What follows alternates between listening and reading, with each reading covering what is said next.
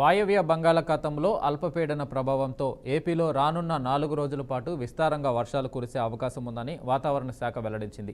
వాయవ్య బంగాళాఖాతం దానిని ఆనుకున్న ఒడిశా, పశ్చిమ బెంగాల్ తీర ప్రాంతాల్లో అల్పపీడనం ఏర్పడినట్లు ఏపీఎన్డీఎంఏ తెలియజేసింది. శ్రీకాకుళం, విజయనగరం, పార్వతీపురం, మన్యం, అల్లూరి సీతారామరాజు, విశాఖపట్నం, అనకాపల్లి, కాకినాడ, కోనసీమ, తిరుపతి జిల్లాల్లో అక్కడక్కడ తేలికపాటి నుంచి ఓ మోస్తరు వర్షాలు పడే అవకాశం ఉందని వాతావరణ శాఖ అధికారులు తెలిపారు.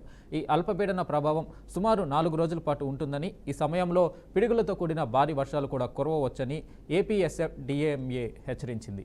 గంటకు 40 నుంచి 60 కిలోమీటర్ల వేగంతో బలమైన ఈదురుగాలులు వీచే అవకాశం ఉందని, ప్రజలు అప్రమత్తంగా ఉండి అవసరమైన జాగ్రత్తలు తీసుకోవాలని సూచించింది.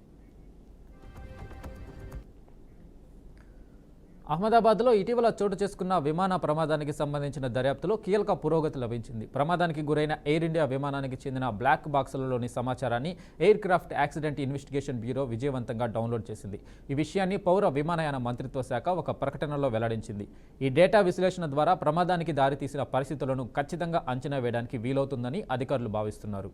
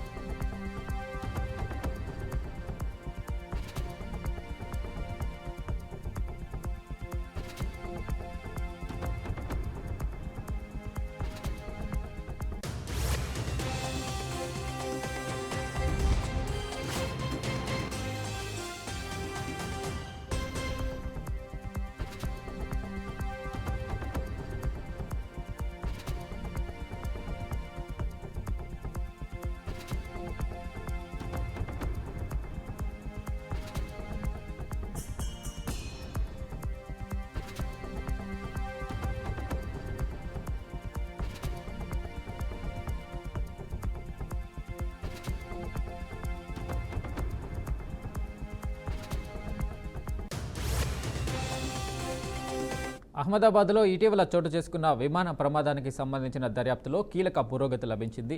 ప్రమాదానికి గురైన ఎయిర్ ఇండియా విమానానికి చెందిన బ్లాక్ బాక్సులలోని సమాచారాన్ని air craft accident investigation bureau విజయవంతంగా డౌన్లోడ్ చేసింది. ఈ విషయాన్ని పౌర విమానయాన మంత్రిత్వ శాఖ ఒక ప్రకటనలో వెల్లడించింది.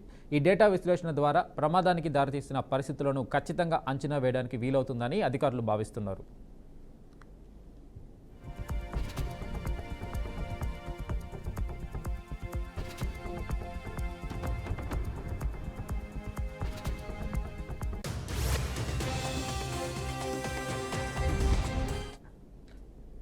హైదరాబాద్ వనస్థలిపురం డివిజన్లోని వనస్థలి హిల్స్ కాలనీలో టీపీసీసీ ప్రచార కమిటీ చైర్మన్, మాజీ ఎంపీ మధు యాష్కి గౌడ్ సమావేశం నిర్వహించారు. ఎమ్మెల్యే సుధీర్ రెడ్డి, మాజీ మంత్రి సబితా ఇంద్రారెడ్డి తమ అక్రమ ఆస్తులను కాపాడుకునేందుకే పార్టీలు మార్చినట్లు మాజీ ఎంపీ మధు యాష్కి గౌడ్ ఆరోపించారు. ఎల్బీ నగర్ నియోజకవర్గంపై ముఖ్యమంత్రి రేవంత్ రెడ్డి ప్రత్యేక శ్రద్ధ చూపుతున్నారని, ఇప్పటికే అనేక అభివృద్ధి పనులు జరుగుతున్నాయని తెలిపారు. 3 సార్లు ఎమ్మెల్యేగా గెలిచిన సుధీర్ రెడ్డి పార్టీ మారింది ప్రజల కోసం కాదు, తన వ్యక్తిగత అభివృద్ధి కోసమేనని మధు యాష్కి విమర్శించారు.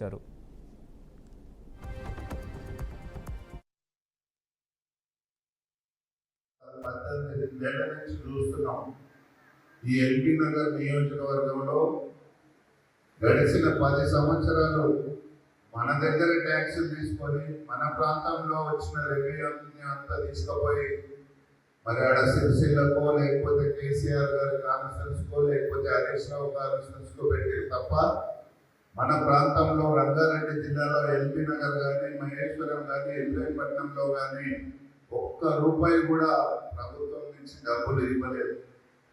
మేము పక్కనే ఉన్న తుర్కేంగర్ మున్సిపాలిటీ 4 ఏళ్ళు చూసినాం. 4 ఏళ్ళల్లో అక్కడ ట్యాక్సులు మాకు వస్తాయి కాబట్టి కనీసం అన్నింటితోటి అక్కడ అభివృద్ధి చేయడం జరిగింది. మరి ప్రభుత్వం వచ్చినాక ఎక్కడ హైదరాబాదును ఒక మంచి ఎల్బీ నగర్ ప్రాంతానికి 18 నెలల్లో గౌరవ ముఖ్యమంత్రి గారి యొక్క ఆదేశానుగుణంగా పురపాలక శాఖ మంత్రి గారు కాబట్టి 200 కోట్ల పైన అభివృద్ధి పనులు జరుగుతూ ఉన్నాయి. ఆ పక్క నియోజకవర్గం యొక్క మాజీ మంత్రి గారిని అడుగు, సిగ్గు విడిచి ఏ పార్టీ నిన్ను మంత్రిని చేసిందో, హోంమంత్రిని చేసిందో ఆ పార్టీకి వెన్నుపోటు పొడుస్తూ నిన్ను చెల్లెమ్మ అంటూ చేరదీసి అందలం ఎక్కిస్తే అలాంటి పార్టీని మోసం చేసిన మీరు మంత్రిగా ఉండి కాంగ్రెస్ పార్టీ టికెట్ పైన గెలిచి కనీస విలువలు లేకుండా పార్టీ నీ యొక్క సొంత లాభాపేక్ష అక్రమాస్తులు కాపాడడానికి కొరకు మారి గత 5 సంవత్సరాలు మంత్రిగా ఉండి ఏం చేసినావు, ఏం వెలగబెట్టినావు, మహేశ్వరం జిల్లాని నిండా ముంచినావు, నియోజకవర్గాన్ని. ముందు నిన్ను ప్రశ్నించుకొని నువ్వు చేరిన ఆ దొంగల పార్టీ, రాబందుల పార్టీ, నీ మాజీ ముఖ్యమంత్రి మీరు కలిసి కేటీ రామారావు కలిసి దోచుకున్న దాని ముందు బయట పెట్టు. గత 18 నెలల్లో రేవంత్ రెడ్డి గారు ముఖ్యమంత్రిగా ఈ ప్రాంతం ఎస్పెషల్లీ రంగారెడ్డి జిల్లాని స్పెషల్ ఫోకస్ చేస్తూ skill university, sports university, 4th సిటీని కూడా ఈ ప్రాంతానికి తీసుకొచ్చి చేస్తున్న జనగామ జిల్లా చిల్పూరు మండలం చిన్న పెండ్యాల గ్రామంలో ఎమ్మెల్యే కడియం శ్రీహరి పర్యటించారు. గ్రామంలోని భవన నిర్మాణ కార్యక్రమంలో పాల్గొని అనంతరం సమావేశం నిర్వహించారు. మాజీ పాలకులు గత 10 ఏళ్లలో తెలంగాణ సంపదను దోచుకొని ప్రస్తుతం కేసుల చుట్టూ, కోర్టుల చుట్టూ తిరుగుతున్నారని ఎమ్మెల్యే తీవ్ర స్థాయిలో విమర్శించారు. తప్పు చేసిన వారే గొంతెత్తి మాట్లాడడం విడ్డూరంగా ఉందని వ్యాఖ్యానించారు. కేసీఆర్ కుటుంబం రాష్ట్రాన్ని ఆగం చేసి అప్పుల్లో ముంచిందని మండిపడ్డారు.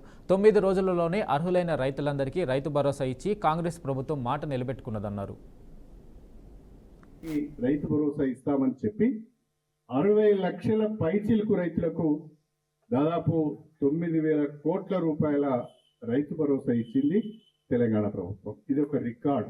9 రోజులలోనే రైతు భరోసా ఇవ్వడం అంటే ఇది ఒక రికార్డ్.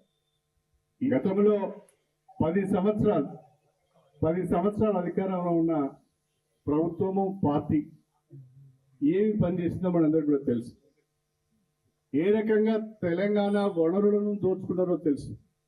ఎన్ని వేల ఎకరాలు భూ కబ్జాలు అయిందో, ఎన్ని వేల కోట్ల రూపాయలు సంపాదించుకున్నారో మనందరికీ కూడా తెలుసు. వాళ్ళు ఈరోజు ఏ రకంగా కోర్టుల చుట్టూ, కేసుల చుట్టూ తిరుగుతున్నారో మనందరికీ కూడా తెలుసు.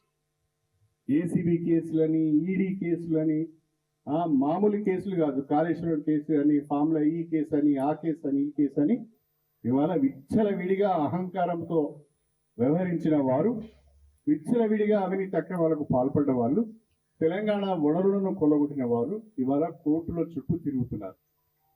తప్పు చేసిన వాడే గొంతెత్తి మాట్లాడుతున్నాడు. ఎక్కడైనా చూడండి మీరు, తప్పు చేసిన వాడే ఎక్కువ మాట్లాడుతూ అంటాడు. తప్పు చేయని వాడు మనకు సంబంధం లేదని పక్క నుంచి వెళ్ళిపోతుంటాడు. తప్పు చేసి రాష్ట్రాన్ని ఆగం చేసి, అప్పులపాలు చేసి, దోచుకొని తిని ఇవాళ నోరు నెత్తిన పెట్టుకొని మాట్లాడుతున్నారు. దీన్ని మీరందరూ గమనించాలని చెప్పి. తిరుపతి జిల్లా సూళ్లూరుపేటలో ₹1 కోటి మోసపోయిన బాధితుడిని కేసును పోలీసులు ఛేదించారు. ఈ విషయంపై తిరుపతి జిల్లా ఎస్పీ హర్షవర్ధన్ రాజు సమావేశం నిర్వహించారు. గుర్తు తెలియని నిందితులు 2 ఇన్నోవా కార్లలో వచ్చి బాధితుడిని నమ్మబలికి అతడి వద్ద నుంచి ₹1 కోటి తీసుకుని పరారయ్యారని ఎస్పీ తెలిపారు. ఈ కేసులో నలుగురు నిందితులను అదుపులోకి తీసుకున్నట్లు పేర్కొన్నారు.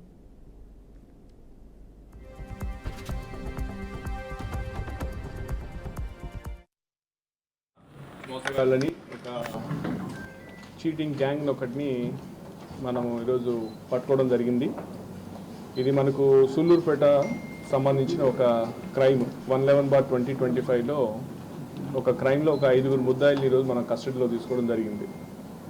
సో వీళ్ళ వివరాలు, వీళ్ళ యొక్క మోసం ఎలాంటిదని చూసినట్లయితే వీళ్ళు ఏం చేస్తారంటే ₹2,000 నోట్స్ని, ఫేక్ నోట్స్ని వీళ్ళకి వాట్సాప్ వీడియో కాల్లో చూపించి, మీరు కానీ ₹500 ఇచ్చినట్లయితే మీకు ₹2,000 నోట్లు ఇస్తాము, మీరు వాటిని కానీ ఆర్బీఐలో కానీ బ్యాంక్లో కానీ మీరు కన్వర్ట్ చేసుకుంటే మీకు దాని మీద ఇంకా ఒక ₹1కి 80 పైసా లెక్క వస్తుంది. కన్వర్ట్ చేసుకుంటే మీరు కానీ ఒక ₹1 కోటి ఇస్తే మీకు ₹2.5 కోటి మేము ఈ ₹2,000 నోట్లు ఇస్తామని చెప్పి నమ్మించి, ఒక జగదీష్ అనే ఒక కంప్లైనెంట్ తోటి కాంటాక్ట్లోకి వచ్చి ఆయన దగ్గర నుంచి ఒక ₹1 కోటి వీళ్ళు తీసుకొని మోసం చేసి వెళ్ళడం జరిగింది. దానికి చేసిన తర్వాత సంబంధించి వీళ్ళేమి మళ్ళీ వీళ్ళకి ఎటువంటి ₹2,000 నోట్లు కానీ ఇచ్చింది లేదు. సో ఈ కేసుని మనము ₹1 కోటి చీటింగ్ అని మనం కొంచెం ప్రతిష్టాత్మకంగా తీసుకొని మన నాయుడుపేట డిఎస్పీ గారు, వాళ్ళ యొక్క team, CI Sullurpeta, SI Sullurpeta, వీళ్ళందరూ కూడా టీం లాగా ఫామ్ అయ్యి మనం దీని గురించి కంటిన్యూస్ ఎఫర్ట్స్ చేయగా దీంట్లో ఎవరైతే ముద్దాయిలు ఉన్నారో అంబటి సంతోష్, ఇతను మనకు వచ్చి కాశీబుగ్గ పలాస మండలి సంబంధించిన వ్యక్తి. ఇతని మీద ఒక షీట్ కూడా ఉంది, అక్కడ కాశీబుగ్గ పోలీస్ స్టేషన్లో ఒక షీట్ కూడా ఉంది. ఇతని మీద 6 కేసెస్ కూడా ఆల్రెడీ ఉన్నాయి. నేర చరిత్ర ఉన్న వ్యక్తినే, ఇటువంటి మోసాలకు అలవాటు పడిన వ్యక్తి. ఇతను ఇంకొక 5గురిని తీసుకొని, దాంట్లో రవితేజ అనే అతను, హేమకర్ అనే ఒక అతను, కేంద్ర ఎన్నికల సంఘం కీలక నిర్ణయం తీసుకుంది. గుర్తింపు లేని రాజకీయ పార్టీలపై చర్యలు తీసుకుంటుంది. 2019 నుండి ఇప్పటి వరకు ఒక్క ఎన్నికలో కూడా పోటీ చేయని గుర్తింపు లేని 345 రాజకీయ పార్టీలను డీలిస్ట్ చేసింది.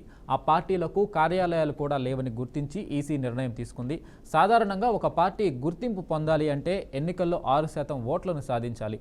అలా 6% ఓట్లను కూడా సాధించని పార్టీలను నమోదిత పార్టీలు అని పిలుస్తారు.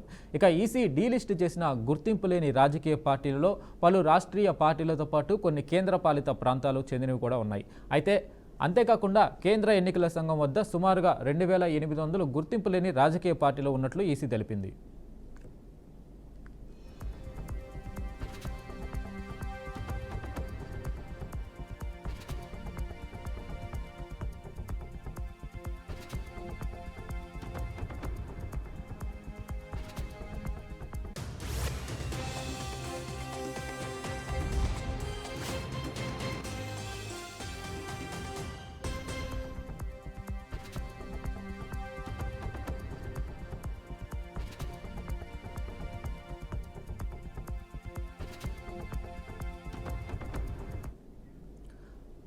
యాదాద్రి భువనగిరి జిల్లా సంస్థాన్ నారాయణపురంలో నకిలీ స్టాంపులు, ఫోర్జరీ సంతకాల దందా జోరుగా సాగుతుంది. నకిలీ స్టాంపులు, గెజిటెడ్ అధికారుల సంతకాలను మీ సేవ, ధరణి నిర్వాహకులు ఫోర్జరీ చేస్తున్నారు.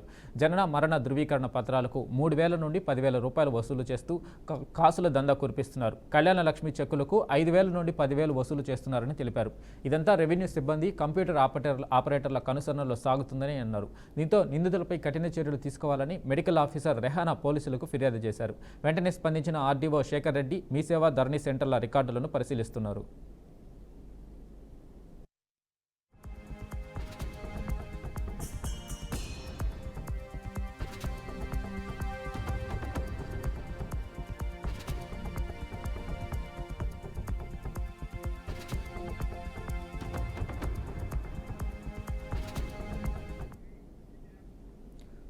వాయవ్య బంగాళాఖాతంలో అల్పపీడన ప్రభావంతో ఏపీలో రానున్న 4 రోజుల పాటు విస్తారంగా వర్షాలు కురిసే అవకాశం ఉందని వాతావరణ శాఖ వెల్లడించింది. వాయవ్య బంగాళాఖాతం, దానిని ఆనుకుని ఉన్న ఒడిశా, పశ్చిమ బెంగాల్ తీర ప్రాంతాల్లో అల్పపీడనం ఏర్పడినట్లు ఏపీఎస్డీఎంఏ తెలియజేసింది. శ్రీకాకుళం, విజయనగరం, పార్వతీపురం మన్యం, అల్లూరి సీతారామరాజు, విశాఖపట్నం, అనకాపల్లి, కాకినాడ, కోనసీమ, తిరుపతి జిల్లాల్లో అక్కడక్కడ తేలికపాటి నుంచి ఓ మోస్తరు వర్షాలు పడే అవకాశం ఉందని వాతావరణ శాఖ అధికారులు తెలిపారు.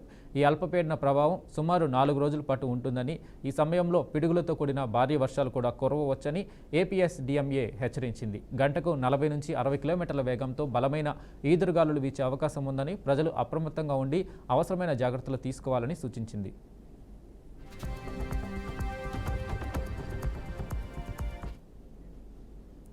తెనాలి ప్రభుత్వ ఆసుపత్రిలోని సూపర్వైజర్ మహిళా సిబ్బందిపై లైంగిక వేధింపులకు పాల్పడుతున్నాడని శానిటేషన్ మహిళా సిబ్బంది ఆరోపిస్తున్నారు. మహిళా సిబ్బందిపై దురుసుగా ప్రవర్తిస్తూ ఇష్టారీతిన బూతులు తిడుతూ బెదిరింపులకు దిగుతున్నాడని ఆవేదన వ్యక్తం చేస్తున్నారు. ఆసుపత్రిలో సెల్ ఫోన్ కనిపించకపోవడంతో తనిఖీలు చేపట్టారని, ఈ క్రమంలో మహిళా అధికారి వాణి తమ లంగాలు, జాకెట్లు విప్పించి చూసినట్లు మహిళా సిబ్బంది ఆవేదన వ్యక్తం చేశారు. ఎవరు ప్రశ్నించినా విధుల నుంచి తొలగిస్తామంటూ బెదిరించారని శానిటేషన్ మహిళా కార్మికులు వాపోయారు. సదరు సూపర్వైజర్పై వెంటనే కఠిన చర్యలు తీసుకోవాలని బాధితులు డిమాండ్ చేశారు. ఆ నుంచి కూడా ఇలా ఆడవాళ్ళని ఇష్టం వచ్చినట్టు మాట్లాడుతున్నాడు సార్. చేతులు అసలు ఇష్టం వచ్చినట్టు మాట్లాడతారు సార్. వాటికి ఇష్టపడ్డ వాళ్ళు మెలకొండ ఉంటున్నారు ఆయనతో. మాకైతే మాత్రం అలా మాట్లాడతాం మాకు ఇష్టం లేదు సార్. మమ్మల్ని ఇష్టం వచ్చినట్టు మాట్లాడుతుంటే అప్పుడు కూడా ఇక్కడే ఎవరో ఒకళ్ళు ఫోన్ మాట్లాడుతున్నారని చెప్పి ప్రతి ఒక్క ఫోన్లు తీసుకొని ఆఫీసులో పెట్టి రూమ్లో పెట్టేస్తున్నాడు. అలాగే ప్రతి ఒక్కళ్ళం పెడుతున్నాం సార్ రూమ్లో. ఫోన్లు అందరూ పెడుతుంటే మరి ఎవరు తీసుకున్నారో ఏమో. వాళ్ళ ఒప్పదీర్చోడు మరి అందరి అలా ఒప్పదీర్చి వస్తుంది. ఒక సూపర్వైజర్ మేడం ఉంది, అందరి పేరు వాణి మేడం సార్. ఒప్పదీర్చి వస్తుంది అందరి. అలా చూస్తే వచ్చి నువ్వు ఆడదానివి కాదా అని నేను అడిగాను సార్. అయితే నాకు 45 సంవత్సరాలు. ఎన్ని సంవత్సరాల నుంచి? నేను ఒక 3 ఏళ్ళ నుంచే, గత 3 ఏళ్ళ నుంచే చేస్తున్నాను సార్. అయితే వచ్చిన కాడి నుంచి కూడా ఇలా ఆడవాళ్ళని ఇష్టం వచ్చినట్టు మాట్లాడుతున్నారు.